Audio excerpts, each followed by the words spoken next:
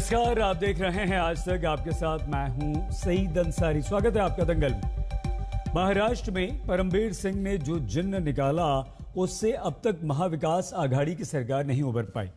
राज्य के गृह मंत्री अनिल देशमुख को लेकर शिवसेना और एनसीपी में दो फाड़ साफ नजर आ रही है। शिवसेना ने अपने दामन को बाग साफ बताते हुए सामना में एक लेख लिख दिया। संजय राउत ने इस लेख के जरिए बीजेपी पर कम, एनसीपी पर ज्यादा सवाल उठा दिए। संजय राउत का यही अंदाज एनसीपी को बुरी तरह से चुभ गया और इस बीच कांग्रेस ने भी मुख्यमंत्री उद्धव ठाकरे पर निशाना साध दिया। बीजेपी तो लगातार उद्धव, उनकी सरकार पर हमलावर है ही।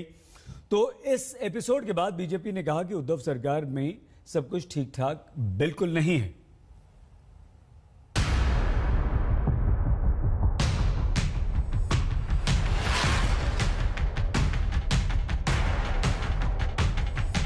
सामना की सुबह हुई तो महाराष्ट्र में सनसनी मच गई। शिवसेना के मुखपत्र सामना में संजय राउत के संपादकीय में लिखे एक एक शब्द एनसीपी को चुभ गए। या यूं कहें कि जिसके दम पर उद्धव की कुर्सी महाराष्ट्र में टिकी हुई है, उसी पार्टी ने सवाल खड़े कर दिए। एनसीपी ने कैसे पलटवार किया वो बताएंगे, लेकिन सबसे पहले संजय राउत ने ऐसा क्या लिख दिया जिसकी वजह से शरद पवार की पार्टी आग बबूला है। जो संजय राउत यूपीए के अध्यक्ष पद पर पवार को देखना चाहते हैं, उन्होंने ही अपनी कलम से एनसीपी की बखिया उधेड़ दी। एनसीपी के कोटे से बने राज्य के गृह मंत्री अनिल देशमुख से लेकर वाजे की कुंडली का कच्चा चिट्ठा खोल कर रख दिया। संजय राउत ने सामना में चुन चुनकर हमला किया। हमला नंबर 1, देशमुख को बताया एक्सीडेंटल होम मिनिस्टर। हमला नंबर 2, सरकार के पास डैमेज कंट्रोल का प्लान नहीं। हमला नंबर 3, वाजे की वसूली की जानकारी देशमुख को कैसे नहीं। हमला नंबर 4, देशमुख ने सीनियर अफसरों से बेवजह पंगा लिया। हमला नंबर 5, संदेह के घेरे में रहकर गृह मंत्री काम नहीं कर सकते। यानी राउत ने बड़ी ही चालाकी से बदनामी का ठीकरा एनसीपी पर फोड़कर शिवसेना के दामन को पाक साफ दिखाने की कोशिश की। लेकिन राउत की ये नसीहत एनसीपी के गले नहीं उतरी। महाविकास आघाड़ी की सरकार में एनसीपी कोटे से बने महाराष्ट्र के उप मुख्यमंत्री अजित पवार ने पलटवार किया। वहीं अनिल देशमुख ने कहा कि उन्होंने खुद जांच की मांग की है। हे राष्ट्रवादीमध्ये आमचे सर्वोच्च नेते पवार साहेबच ठरवत असतात, त्याच्यामुळे इतरांनी त्याबद्दल अशा प्रकारचं वक्तव्य करणं, विशेषतः इतर त्रयस्थानी ते केलं तर गोष्ट वेगळी, पण महाविकास आघाडीतल्या तिन्ही पक्ष आणि तिन्ही पक्षाच्या संबंधित असणाऱ्या मान्यवरांनी एकमेकाला कुठंतरी अशा प्रकारचं वक्तव्य करून अडचणीमध्ये आणण्याचा प्रयत्न करू नये। त्यांनाही माहिती आहे ज्यांनी अशा प्रकारचं वक्तव्य केलंय। ऐसा है कि मेरे ऊपर जो एक्स पुलिस कमिश्नर, माजी पुलिस आयुक्त मुंबई, इन्होंने जो आरोप किए थे उसकी जांच होना चाहिए, ऐसी मांग मैंने कैबिनेट की मीटिंग में माननीय मुख्यमंत्री महोदय को की थी। और माननीय मुख्यमंत्री महोदय ने और राज्य शासन ने इस आरोपों की जांच रिटायर्ड हाईकोर्ट जज के द्वारा करने का निर्णय लिया है। और उस प्रकार ये आरोपों की जांच होंगी और जो भी सच है वो सामने आएगा। एनसीपी ही नहीं, महाविकास आघाड़ी की तीसरी पार्टी कांग्रेस ने भी छनछनाते हुए कई सवाल दाग दिए। संजय राउत के यूपीए अध्यक्ष वाले बयान से पहले ही जली भुनी कांग्रेस ने सीधे उद्धव ठाकरे से सवाल पूछ लिए। संजय निरुपम ने ट्वीट करके पूछा। शिवसेना ने महाराष्ट्र में गृह मंत्री की चाल चलन पर शक जाहिर किया है। एनसीपी के मुखिया कह चुके हैं कि गृह मंत्री के भविष्य का फैसला मुख्यमंत्री करें। मुख्यमंत्री शिवसेना के हैं और मौन साधे हैं। फिर एक्शन लेने से मुख्यमंत्री को किसने रोक रखा है? महाराष्ट्र में एनसीपी, शिवसेना और कांग्रेस की इस लड़ाई में बीजेपी ने भी एंट्री मारी और महाविकास आघाड़ी सरकार पर हमला बोल दिया। वे इस बात को स्वीकार कर रहे हैं कि तीनों दलों में आपसी मनमुटाव और संघर्ष है। साथ साथ में वे अनिल देशमुख जी गृह मंत्री की ईमानदारी पर सवाल उठा रहे हैं। शिवसेना का एक और वाज़ेह मामले को लेकर के अनिल देशमुख जी की ईमानदारी पर सवाल उठाना, और दूसरी ओर उन्हीं के मुख्यमंत्री हैं, उनका अधिकार है उनका इस्तीफा लेना, पर वो इस्तीफा नहीं ले रहे हैं।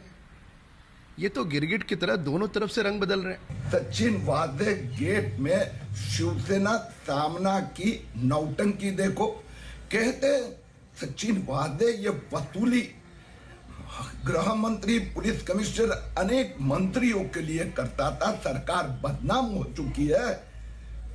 मैं सामना और संजय राउत को सवाल करना चाहता हूं, उन्हें याद है ना सचिन वादे की गैर कानूनी पुनर्नियुक्ति मुख्यमंत्री उद्धव ठाकरे जी ने करवाई थी। बीजेपी से अलग होकर शिवसेना ने एनसीपी और कांग्रेस के साथ महाराष्ट्र में सरकार बना तो ली, लेकिन पहले दिन से ही नोकझोंक जारी है। किसी न किसी मुद्दे पर टेंशन बरकरार है। ऐसे में संजय राउत के सामना में लिखे नए संपादकीय महाराष्ट्र की सियासत का रुख कैसे मोड़ते हैं, ये देखना दिलचस्प होगा। मुंबई से साहिल जोशी, पंकज उपाध्याय के साथ आज तक ब्यूरो। महाराष्ट्र में मिलीजुली सरकार है शिवसेना, एनसीपी और कांग्रेस की, लेकिन अब शिवसेना के मुखपत्र सामना में यह लिख दिया गया कि गृह मंत्री अनिल देशमुख पर जो आरोप लगे हैं वो गंभीर हैं और ऐसे में उन्हें पद पर नहीं रहना चाहिए। तो क्या अब शिवसेना और एनसीपी सरकार में शामिल दोनों दल एक दूसरे के खिलाफ हो रहे हैं? हमारे साथ इस वक्त राम कदम जी जो कि स्पोक्स पर्सन है बीजेपी के, बहुत धन्यवाद राम जी। विद्या चव्हाण जी, स्पोक्स पर्सन एनसीपी, विद्या जी धन्यवाद आपका। किशोर तिवारी जी हमारे साथ शिवसेना के नेता प्रवक्ता, बहुत धन्यवाद तिवारी जी। और पीके जैन साहब, farmer ADGP special operations Maharashtra. Jain sir बहुत धन्यवाद और नमस्कार आप सभी को। विद्या चव्हाण जी, मैम आपसे इस चर्चा की शुरुआत इसलिए क्योंकि आपकी पार्टी के गृह मंत्री जो कि इस सरकार में शामिल हैं, इतना गंभीर आरोप विद्या जी उन पर लगा। महाराष्ट्र की ही जनता नहीं विद्या जी, देश भर की जनता, आम इंसान यह सोच रहा है कि किसी राज्य का गृह मंत्री, उस पर इस तरह के आरोप हैं। 100 करोड़ रुपए वो किसी पुलिस वाले को या पुलिस को कहता है कि उगाही करके लाओ। ये भले ही हो सकता है आरोप हो, लेकिन ये बेहद गंभीर है। तो क्या विद्या जी ऐसे में अब जब शिवसेना ही सवाल उठा रही है तो आपको लगता है कि उन्हें इस्तीफा दे देना चाहिए या आपको ले लेना चाहिए आपकी पार्टी को, आपके मुखिया शरद पवार जी को? विद्या जी देखिए, पहले तो मैं आपको ये बताना चाहती हूँ कि ये जो 100 करोड़ का मामला है ये भाजपा ने उठाया हुआ, उनकी मिलीभगत है और उन्होंने ये बदनाम करने के लिए मनगढ़ंत कहानी बनाई है। इसका सबूत सबसे बड़ा ये है कि परमवीर सिंह जी ने जो लेटर लिखा था वो लेटर उन्होंने लिखा नहीं, वो भाजपा ने लिखा है। ना ही ये उनके ईमेल से आया है, ना ही उसके ऊपर इनकी सिग्नेचर है, इसलिए भाजपा का भांडाफोड़ हो गया है। तो अभी हम लोग को अगर आप लोग कहते हैं कि 100 करोड़ का ये किया है, 100 करोड़ का गफला किया है, 100 करोड़ का गफला किया है, तो मैं चाहती हूँ कि ये देश में, इस देश में, भारत देश में जो अब्जावधि का घोटाला चल रहा है, यहाँ की रेलवेज, यहाँ की LIC, यहाँ की बैंकिंग क्षेत्र, सबको बेचा जा रहा है। उसमें अब्जों रुपए का करोड़ा है, सब देश बेच रहा है, लेकिन उसके ऊपर आपने कभी मैम मैम क्षमा इसके ऊपर आप कभी भी नहीं बोलते। विद्या जी सुनिए ना, हमारे चैनल पर सुबह 6 बजे से लेकर रात 12 बजे तक हर मुद्दा होता है। ये जो घंटा भर है, 1 घंटा, उस पर हम इसी मुद्दे को हमने चुना है जिस पर बात करने के लिए आपको बुलाया है। आगे दूसरा मुद्दा होगा, उस पर आप आएंगी तो आप उस पर अपनी राय जरूर रखिएगा। मैम चलिए, आपने कहा कि बीजेपी ने ये किया, ये तो बड़ी अजीब सी बात है मैम। एक आरोप लगा, बीजेपी ने अगर किया भी है तो आपकी सरकार है, आप जांच करवाइए, बीजेपी को एक्सपोज कीजिए, जिन लोगों ने किया है उन पर मुकदमा दर्ज करवाइए। कानूनी लड़ाई लड़ी है आपकी सरकार है मैम। हाँ 1 सेकेंड मैम, आ रहा हूं आपके पास। लेकिन अच्छा चलिए, उस बात को आप मान रही हैं कि साजिश कर दी आपके खिलाफ। क्यों शिवसेना के मुखपत्र सामना में अब यह कहा गया कि ये ठीक नहीं है, आरोप गंभीर हैं, ऐसे व्यक्ति को पद पर नहीं रहना चाहिए? अच्छा छोटा सा सवाल, उसका जवाब दे दीजिए। क्या शिवसेना एनसीपी के विरुद्ध हो रही है विद्या चव्हाण जी? जी देखिए, हमारी 3 पार्टियां हैं, शिवसेना है, कांग्रेस है और एनसीपी है। अभी इसमें सामना में जो मुखपत्र में जो लिखा गया है वो उनका वैयक्तिक स्वातंत्र्य है ना। अभी ये लोकशाही है, लोकशाही में हर एक को बोलने का अधिकार है और हम लोग ये चाहते हैं कि चाहे कांग्रेस बोले, चाहे शिवसेना बोले, चाहे एनसीपी बोले, उसमें अपना अपना विचार स्वातंत्र्य सबको है। अभी इस मामले को अगर इस तरह से आप देखेंगे तो मुझे ये कहना है कि ये जो लिखा गया है वो हर एक सामना बाला साहेब ठाकरे का सामना जो है, ठाकरे साहब ने और संजय राउत जी उनके इसमें तैयार हुए हैं और उन्होंने जो लिखा है वो स्पष्ट लिखते हैं, वो कभी किसी को ये नहीं करते। और ये जो लिखा गया है उसमें स्पष्टता के कारण हमको इसके बारे में हमें आपसे ये प्रश्न पूछना पड़ रहा है कि क्या शिवसेना आपके विरुद्ध है, आपके खिलाफ है मैम? शिवसेना ना ही हमारे खिलाफ है, ना ही कांग्रेस किसी के खिलाफ है, ना ही हम तीनों पार्टियों में कोई झगड़ा है, ना कोई बात ये है आप ऐसा मनमुटाव है। आप ये बार बार मीडिया की तरफ से, भाजपा की तरफ से ये प्रयास हो रहा है कि महाराष्ट्र की सत्ता जाए, जैसा गोवा में हुआ, जैसा कर्नाटक में हुआ। मैम चलिए फिर से अलग अलग विषय है, इस पर अलग बात करेंगे। और मीडिया का काम सिर्फ आपसे सवाल, मीडिया का काम सिर्फ आपसे प्रश्न पूछना है। हम आपसे प्रश्न पूछ रहे हैं। आपके सहयोगी, आपकी सहयोगी शिवसेना के मुखपत्र, उनका अखबार, उनके संपादक संजय राउत आपके मित्र, उन्होंने लिखा, हमने आपसे पूछ लिया, बस। अब आप लगातार कि हम क्यों कोशिश करेंगे मैम, हम क्यों प्रयास करेंगे? हमारा काम आपसे, हम राम कदम जी से भी प्रश्न पूछेंगे, हम एडीजी साहब बैठे हैं यहाँ पर, पीके जैन जी, उनसे भी पूछेंगे। किशोर तिवारी जी, क्या हो गया भाई? क्यों तिवारी जी आप अचानक से सामना में आपने लिख दिया कि ऐसे व्यक्ति को गृह मंत्री नहीं रहना चाहिए? क्यों? मन भर गया आपका? अब एनसीपी से अलग होना चाहते हैं एनसीपी से आप, तिवारी जी? शहीद अंसारी जी, आपको होली मुबारक हो। आपको भी बधाई सर, होली की शुभकामनाएं। हाँ, और विद्या जी ने स्पष्ट किया है कि बहुत सीनियर एनसीपी के वो नेता है।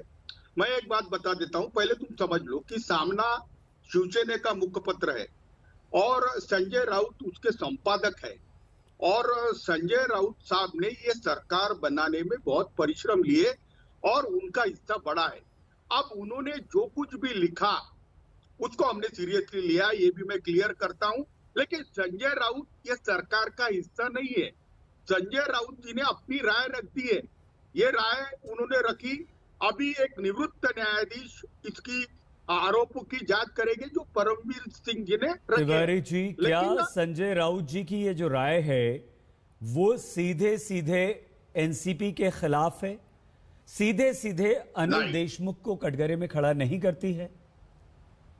बिल्कुल नहीं, बिल्कुल नहीं। उन्होंने दो प्रश्न निकाले। तिवारी जी, क्या संजय राउत जी ने या सामना में अपने संपादकीय में उन्होंने अनिल देशमुख जी की तारीफ की है? कहा है कि बहुत अच्छे पुलिस अधिकारी थे, गृह मंत्री हैं, बहुत अच्छा काम कर रहे हैं, उन पर कोई आरोप नहीं। तारीफ तो नहीं की ना सर? कहा, यही तो कहा कि ऐसे व्यक्ति को हम कैसे गृह मंत्री स्वीकार करें, महाराष्ट्र की जनता कैसे स्वीकार करेगी? शक नहीं होता है क्या? जी, एक योगायोग है।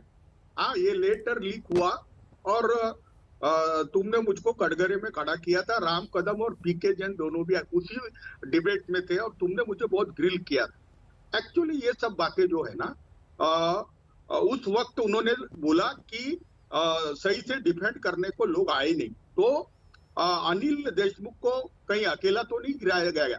और दूसरा उन्होंने जो कुछ भी कहा है उसको सरकार में हम गंभीरता से लेंगे। अनिल देशमुख ने भी लिया है। क्या आप तिवारी जी, क्या आप ये मांग रखेंगे, क्या आप ये कोशिश करेंगे, क्या शिवसेना एनसीपी के साथ बैठकर विद्या जी, आप और आपके वरिष्ठ नेता शरद पवार जी, उद्धव ठाकरे जी सब ये तय करेंगे कि गृह मंत्री अनिल देशमुख को हटा दिया जाए, उनका इस्तीफा ले लिया जाए? नहीं, देखो बीजेपी कहां से आ गई सर? अरे मांग तो बीजेपी कर रही है।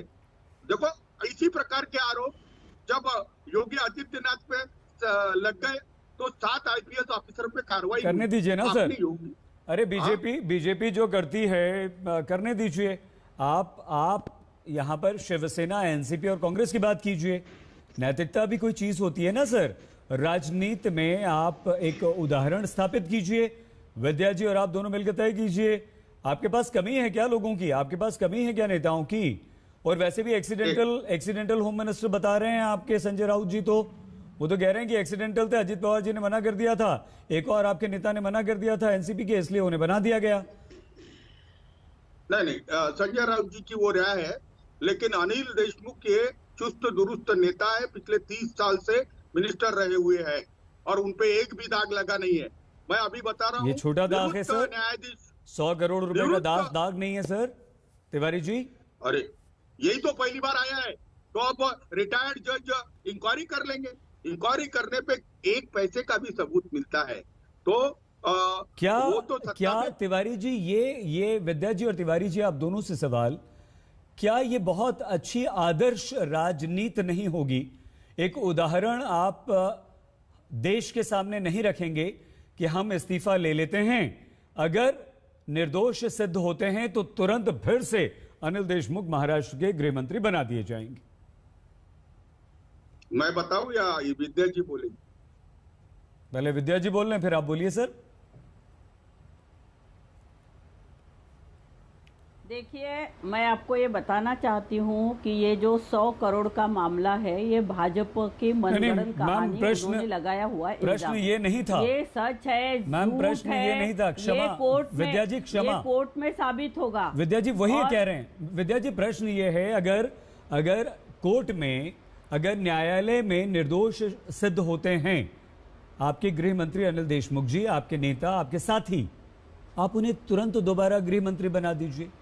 नैतिकता के आधार पर अभी इस्तीफा क्यों नहीं? देखिए, मैं आपको बार बार यही बताना चाहती हूँ कि भाजपा की ये आदत है उनके ऊपर इल्जाम बीजेपी कहाँ से आ गई?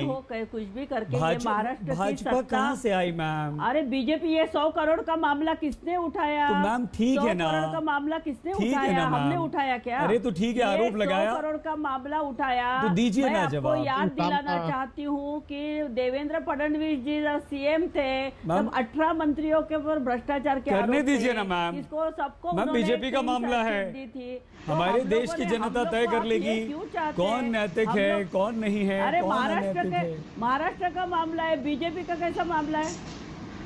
हम आप क्यों बीजेपी ने ये नहीं किया इसलिए हम नहीं करेंगे, बीजेपी भ्रष्ट है इसलिए हम भी भ्रष्ट होंगे, बीजेपी नैतिक अनैतिक पार्टी है इसलिए हम भी अनैतिक होंगे। मैं 1 मिनट आ रहा हूं आपके पास, दोनों के पास, विद्या जी और किशोर जी। राम कदम जी ऐसा क्यों हो रहा है? ठीक है मैम, 1 सेकंड, क्षमा मैम, 1 सेकंड आ रहा हूं। राम कदम जी ऐसा क्यों हो रहा है? आप बहुत मुखर हैं, जबरदस्त आवाज उठा रहे हैं, लेकिन ऐसा क्यों हो रहा है कि बीजेपी शिवसेना दोनों हर आरोप के लिए, चाहे वो परमबीर सिंह की चिट्ठी हो, चाहे वो अनिल वाजे हो, चाहे वो गृह मंत्री अनिल देशमुख पर आरोप हो, सिर्फ बीजेपी की साजिश है? बीजेपी की ये छवि राम कदम जी क्यों बनती जा रही है कि आप साजिश करते हैं, आप सरकारें गिराने का काम करते हैं, आप दूसरों की सरकार को अस्थिर करते हैं? और क्या राम कदम जी, इसी के साथ एक और सवाल, आपकी इस छवि की वजह से ही आपके आरोपों को, या जिन आरोपों को आप उठाते हैं उन्हें गंभीरता से नहीं लिया जाता? सईद जी, इस मंथना के आरंभ में आपने यहां पर राष्ट्रवादी और शिवसेना के नेताओं को 4 अलग अलग सवाल पूछे। सवालों का सटीक जवाब देकर अपना दामन कितना साफ है, वह दागी नहीं है, यह बताने का छोड़ करके सवाल पूरब का था, वे पश्चिम की ओर भाग रहे थे, मूल मुद्दे से भटक रहे थे।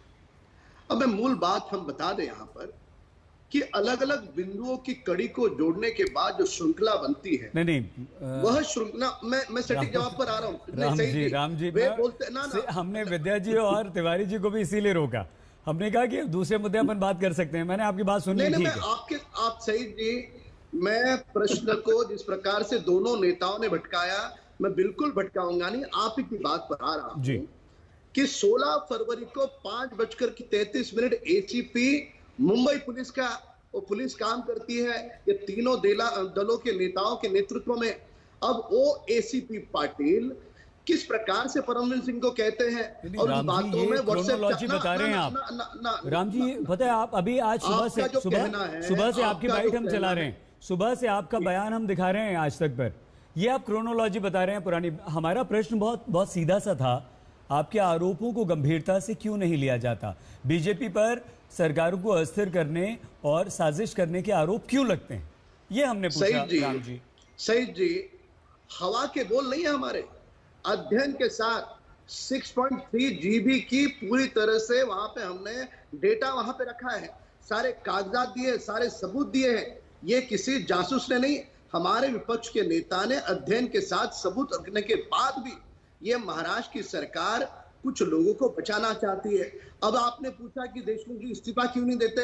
एक तरफ शिवसेना पूरी तरह से देश के सामने एनसीपी को लताड़ रही है, सारा का सारा जिम्मा उन पर थोप रही है, और यहाँ पर राष्ट्रवादी की राजनीतिक मजबूरी है कि शिवसेना की ओर से उनकी फजीयत होने के बाद भी उन्हें शिवसेना का साथ यहाँ देना उनकी मजबूरी है। सबसे मूल बात, एक मिनट, देशमुख जी इस्तीफा क्यों नहीं दे रहे, उसका सीधा कारण, अगर देशमुख जी का इस्तीफा कोई भी मांगता है और वे मुंह खोलते हैं तो तीनों दलों के नेता पूरे देश में, पूरे विश्व में मुंह दिखाने के लायक नहीं होंगे, इसलिए देशमुख जी का इस्तीफा नहीं ले सकते। तिवारी जी हम यही सवाल, मैं एक मिनट आ रहा हूं सर, एक रिएक्शन जल्दी से पीके जान सर से ले लें। राम जी फिर आता हूं आपके पास। ठीक है, आपने अपनी बात कही, लेकिन आपने ये नहीं बताया कि वो क्या कारण है कि आप पर साजिश के आरोप लगते हैं, क्यों ऐसा आपके बारे में सोचा जाता है? नहीं, अध्ययन के साथ बताने के बाद उनके पास दूसरा जवाब क्या है?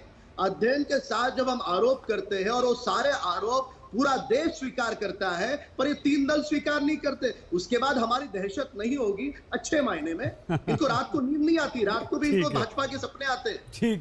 ठीक है, डरा तो दिया ही आपने, इसमें कोई शक नहीं, लेकिन नहीं, सच्चाई के आधार पर, ठीक है, वो तय हो जाएगा के आधार पर, वो राम जी तय हो जाएगा। लेकिन एक और महत्वपूर्ण बात है जो हम किशोर जी, विद्या जी और आपसे अंत में जरूर पूछेंगे।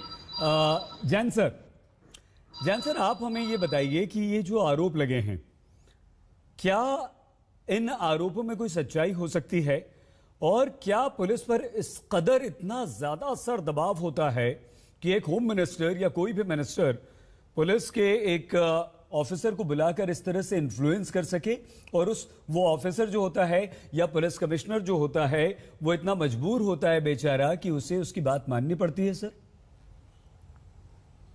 सही जी, 2-3 चीजें मैं कहना चाहूंगा। एक तो विद्या जी के जो इससे पहले आरोप हुए वो आरोप गलत हैं। ये 100 करोड़ रुपए का आरोप जो है वो बीजेपी ने नहीं लगाया, वो आरोप परमवीर सिंह ने अपनी चिट्ठी में जो उन्होंने मुख्यमंत्री को लिखी थी उसमें लगाया है, और उसके बाद में उसी आधार पे, और वो ईमेल उन्हीं की थी, वो ईमेल आईडी उन्हीं की थी, ये उन्होंने स्वीकार किया है, और उसी के आधार पे पहले उन्होंने सुप्रीम कोर्ट में रिट पिटीशन दाखिल की थी, स्पेशल लीव पिटीशन, और अब वो हाई कोर्ट में जा चुके हैं। मेरा यह मानना है कि अगर किसी अधिकारी के पास में सटीक सबूत नहीं होते तो इतना बड़ा कदम वो नहीं उठाता। इस तरह की ये हाराकिरी बोलते हैं, ये हाराकिरी कोई भी अधिकारी नहीं करेगा जब तक उसके पास में सबूत नहीं होंगे। अब इसमें बात की जा रही है कि रिटायर्ड हाईकोर्ट जज से जांच करवाई जाएगी। देखिए, रिटायर्ड हाईकोर्ट जज से जब वो जांच आयोग सेटअप किया जाएगा, उनका ऑफिस बनाने के लिए, उनको स्टाफ प्रोवाइड करने के लिए और 3 महीने जाएंगे, इंक्वायरी होते होते और 6 महीने निकल जाएंगे। ये सिर्फ इस समस्या को, या जो प्रॉब्लम आई हुई है सरकार के ऊपर, उसको कारपेट के नीचे स्वीप करने का एक प्रयत्न है। इसमें सही ऐसा होना चाहिए था, अगर कोर्ट की बात करते हैं कि कोर्ट में जाके इसमें सच्चाई सामने आएगी, तो कोर्ट में जाने के लिए पहले ऑफेंस दाखिल होना चाहिए। आज तक एक सीआर तक इसमें दाखिल नहीं है, तो कौन से कोर्ट में जाएगा ये? जहां तक जांच का सवाल है, वो जांच होती रहेगी, उसके क्या निष्कर्ष सामने आएंगे वो तो अभी बहुत समय उसमें पड़ा है, क्योंकि जैसा मैंने आपको बताया कि बहुत लंबी प्रोसेस है ये। जहां तक, अब मुझे ये बताइए कि आप बोलते हैं पुलिस कमिश्नर जो है वो कितना मजबूर होता है।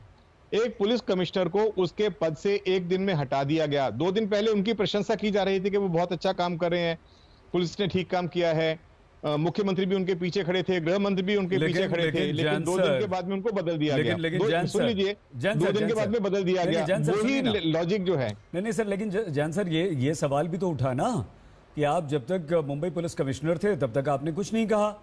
आपको पता था पहले से कि आपके होम मिनिस्टर पैसे की डिमांड कर रहे हैं, उगाही करने के लिए कह रहे हैं, और जैसे ही आपको कमिश्नर की पोस्ट से हटा दिया गया, आपको दूसरी जगह भेज दिया गया, आपने ये काम कर दिया, तो शक तो वहां भी होता है ना सर? क्या आपको शक नहीं हुआ सर? उन्होंने क्या किया, जब तक उनको एडमिनिस्ट्रेटिव कारण बता के बदली की गई, उन्होंने स्वीकार की, जाके डीजी होमगार्ड के पद पे वो ज्वाइन हो गए। लेकिन जैसे ही गृह मंत्री महोदय ने उनके बारे में एलिगेशन लगाने शुरू किए कि उसमें अनपार्डनेबल मिस्टेक्स हैं, उसमें बहुत बड़ी उनकी गलती सामने आ रही है, तब उन्होंने जाके अपना सर इसका मतलब तो ये हुआ, इसका मतलब ये हुआ कि आप पोजीशन पर हैं और आपका सीनियर या आपका बॉस जो है वो आपको गलत काम करने के लिए कह रहा है, आप गलत काम कर रहे हैं, लेकिन जैसे ही आप फंसते हैं या आपका बॉस फंसता है या कहीं भी कुछ आप पर मुसीबत आती है तो आप अपना दामन बचाने के लिए दूसरे पर आरोप लगा देते हैं सर।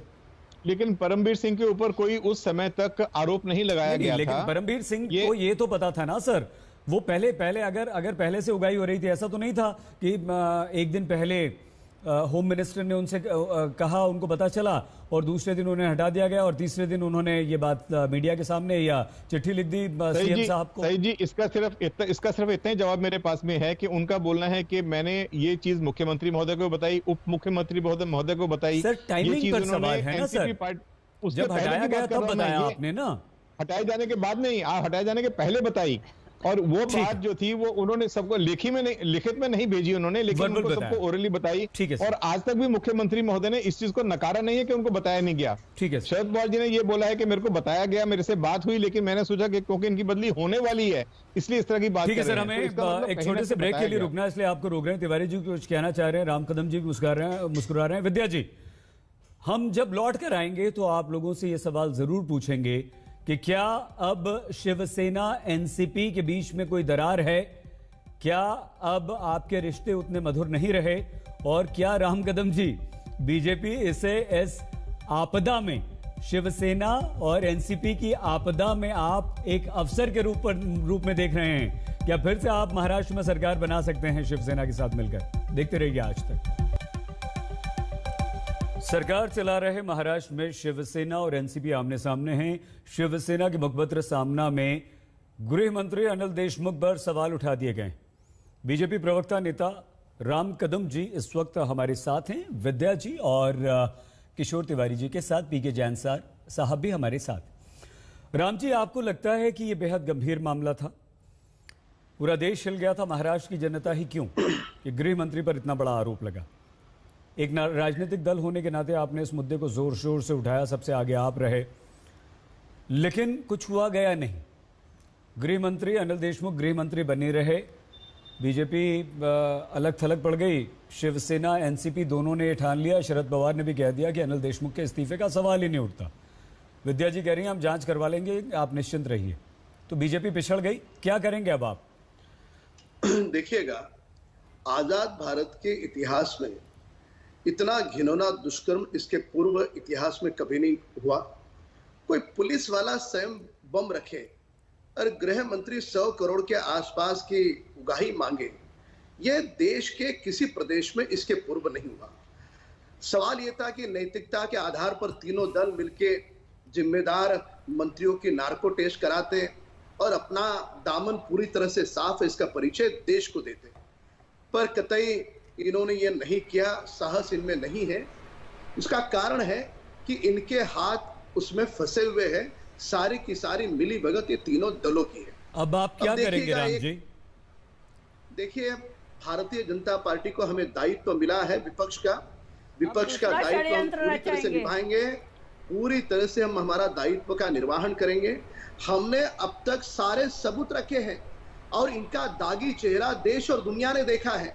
भले ये इस्तीफा नहीं दे, पर हमें मजबूर करेंगे इन्हें कि इन्हें इस्तीफा देना होगा, इनकी नार्को टेस्ट करनी होगी। सारे देश में इनकी इज्जत की धज्जियां उड़ चुकी है। ये हम नहीं कह रहे, मुख्यमंत्री जी की स्वयं अर्धांगिनी रश्मि ठाकरे जी का अखबार आज कह रहा है कि सरकार की इज्जत की धज्जियां उड़ चुकी है। अब इज्जत की धज्जियां उड़ चुकी है, शिवसेना स्वयं करेगी और स्वयं कुर्सी पर सिंहासन पर विराजमान होगी। बीजेपी का काम है, वो आलोचना करेगी। बीजेपी एक विपक्ष का दायित्व निभाते हुए राज्य में जो भी हो रहा है, सरकार के अगर उन्हें कुछ काम बुरे लगते हैं तो वो आपके खिलाफ जरूर आवाज उठाएंगे, और वो उठा रहे हैं। और राम जी भी बोल रहे हैं कि हम तो करेंगे, हम महाराष्ट्र की देश की जनता के सामने आपको एक्सपोज करेंगे।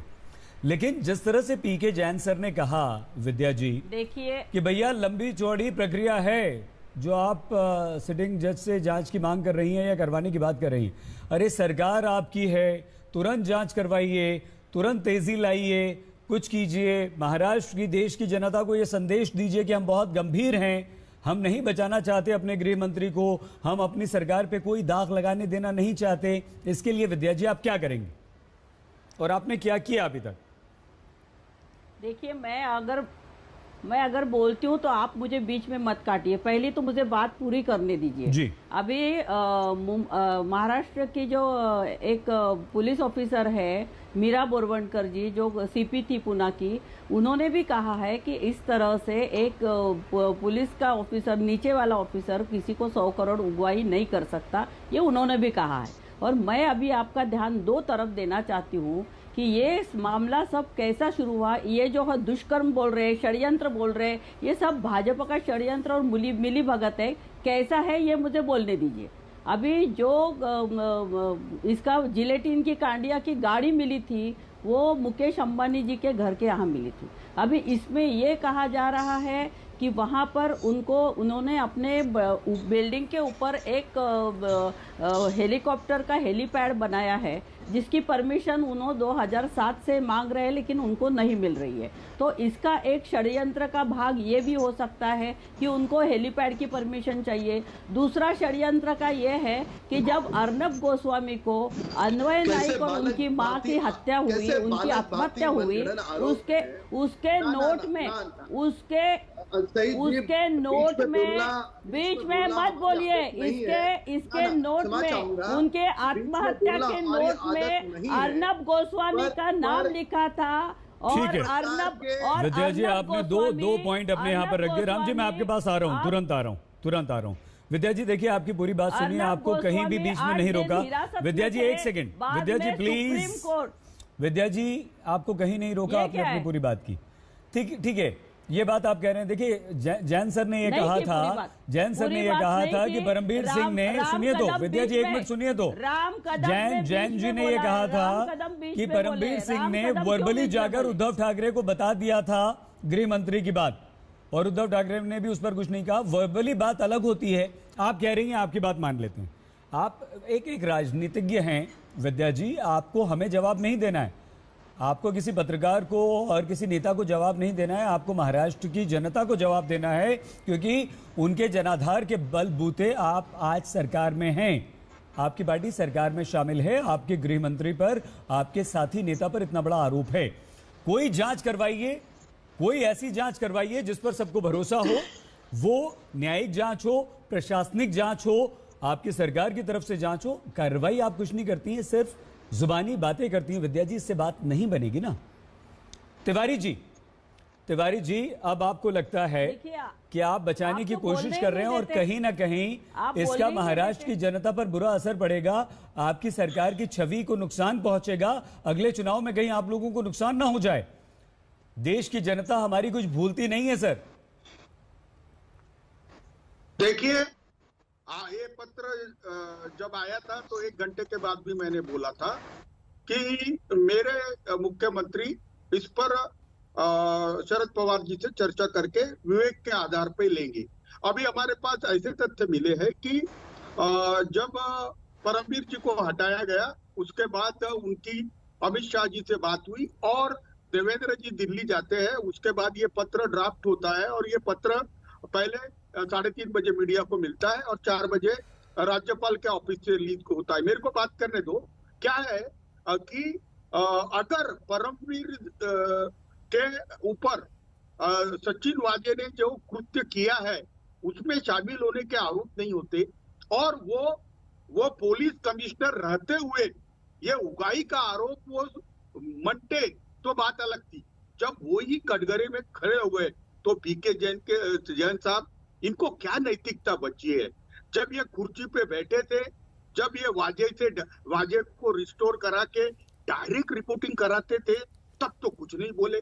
जब इनको हटाया गया, अच्छा तिवारी जी, परमबीर सिंह जो हैं वो नैतिकता के आधार पर इस्तीफा दें या नैतिकता दिखाते हुए पद छोड़ें या नैतिक आचरण करें, और अनिल देशमुख नहीं करेंगे, वो नैतिकता की बात नहीं करेंगे, आप नैतिकता की बात नहीं करेंगे।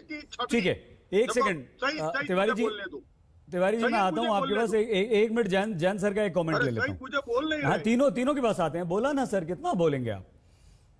जैन सर, ये बताइए आप मुझे कि क्या होना चाहिए। देखिए, राम कदम जी बोल रहे हैं कि हमने सारे सबूत दिए हैं, सारे सबूत आपके सामने हैं, दोषी हैं अनिल देशमुख। विद्या जी, तिवारी जी, लगातार जैन जी ये कह रहे हैं कि ये तो बीजेपी की साजिश है। क्रोनोलॉजी दोनों बता रहे हैं, राम जी भी बता रहे हैं, विद्या जी और तिवारी जी तीनों बता रहे हैं। आपके अनुसार एक बेहद वरिष्ठ पुलिस अधिकारी रहने के नाते आप क्या कहते हैं, किस तरह की जांच होनी चाहिए जिससे राम कदम जी यानी कि बीजेपी भी संतुष्ट हो जाए और महाराष्ट्र और देश की जनता भी संतुष्ट हो जाए और एनसीपी शिवसेना भी? सही जी, उसमें टेक्निकली तो जिस मंत्री महोदय के खिलाफ में जांच की मांग की जा रही है वो गृह मंत्री के पद पे रहते हुए किसी पुलिस यंत्रणा की हिम्मत नहीं है कि वो उनके खिलाफ में किसी भी तरह की सीरियस जांच करे। अरे न्यायाधीश, अब बात हो रही है रिटायर्ड हाईकोर्ट जज की। मेरा ऐसा बोलना है कि एक स्पेसिफिक जो परमबीर सिंह का पत्र था बहुत स्पेसिफिक था, उसमें डेट, टाइम, कौन व्यक्ति हाजिर थे, वो सब लिखा हुआ था। मेरा ये पर्सनल मत है कि इसमें प्रिवेंशन ऑफ करप्शन कायदे के अंतर्गत गुना दाखिल होना चाहिए। गुना दाखिल होने के बाद में इसकी जांच एक स्पेशल इन्वेस्टिगेटिंग टीम ने करनी चाहिए जो कोर्ट मॉनिटर्ड हो। इसमें जो ये बाकी के जो इंक्वायरी जो किए जाते हैं, किसी ब्यूरोक्रेट को दे दिया या किसी रिटायर्ड हाईकोर्ट जज को दे दिया, वो सब सुन लीजिए ना Tiwari ji, with all due regards to them, उसमें जांच में कुछ निकलने वाला नहीं है और ये सिर्फ इस विषय को भटकाने की, बरगलाने की, बहुत दूर तक लंबा खींचने की प्रक्रिया है। सर आपको रोक लें जरा यहाँ पर जल्दी से, समय बहुत कम है। विद्या जी और तिवारी जी, जो जैन साहब ने जो एक प्रपोजल रखा है, एक प्रस्ताव रखा है, क्या आप उसे मानेंगे? और तिवारी जी, क्या आप जल्दी से ये सवाल का जवाब दे सकते हैं? कहीं ऐसा तो नहीं कि आप फिर से बीजेपी के साथ मिलकर सरकार बनाने के लिए तैयार बैठे हों और एनसीपी को अलग करना उसलिए नाराज कर दो, शिव सामना में उनके खिलाफ बोल के एनसीपी नाराज हो जाए, अलग हो जाए, बीजेपी के साथ मिल जाएंगे, सरकार बना लेंगे, बल्ले बल्ले। नहीं, देखो शहीद जी, मैं पीके जैन को और तुमको भी आश्वस्त करता हूं कि ये जो घटनाक्रम हो रहा है इसमें महाराष्ट्र सरकार मौका मिला बीजेपी के साथ सरकार बनाने का तो बनाएंगे या नहीं? एनसीपी को अपने से अलग करेंगे या नहीं? नहीं, देखो सरकार बनाना और नहीं बनाना ये तो प्रश्न ही नहीं आता। ये 5 साल तो महाविकास आघाड़ी के साथ ही काम करना है, लेकिन महाराष्ट्र विद्या जी, क्या एनसीपी अलग होगी? अब तो शिवसेना ने आपके खिलाफ बोलना शुरू कर दिया है, क्या आप हट जाएंगे अलग? देखिए, मैंने चैनल के शुरू से ही कहा है कि अगर कोई लिखता है या कोई बोलता है तो वो उसका वैयक्तिक अधिकार है। अगर आज तक ये चाहता है कि शिवसेना और एनसीपी अलग हो तो भी हम लोग हो नहीं सकते, क्योंकि आप लोग सब चाहते हैं कि फिर से बीजेपी की सत्ता है, लेकिन वो आ नहीं सकते। कहीं आपको ऐसा तो नहीं लग रहा, लिए काम करते हैं, ऐसा तो नहीं लग रहा कि एनसीपी अलग हो जाए, हम बीजेपी और शिवसेना मिलकर सरकार बना लें? राम जी, जैसे एक बार तो आप कह चुके थे, अजीत पवार जी को ले ही गए थे अपने साथ। सही जी, सरकारें आएंगी, सरकारें जाएंगी, पर सरकारें सत्ता में इसलिए आती है। नहीं, अरे ये बताइए ना सर, कोई संभावना राम कदम जी इस बात की कि बीजेपी शिवसेना के साथ सरकार बना ले?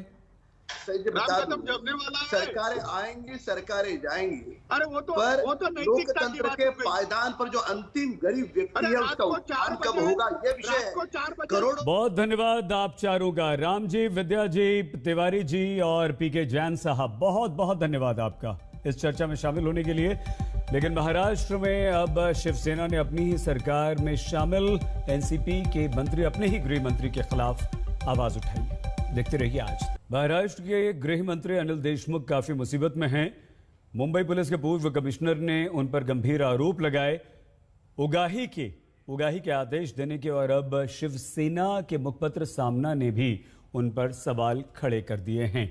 तो क्या शिवसेना और एनसीपी में सब कुछ ठीक ठाक है या ये दोनों अब आमने सामने? देखते रहिए आज तक। नमस्कार, मैं हूं अंजना ओम कश्यप। हमें उम्मीद है ये वीडियो आपको पसंद आया होगा। लेटेस्ट खबरों के लिए यूं ही देखते रहिए आज तक, और इस वीडियो के पसंद आने पर लाइक, शेयर एंड सब्सक्राइब करना ना भूलें।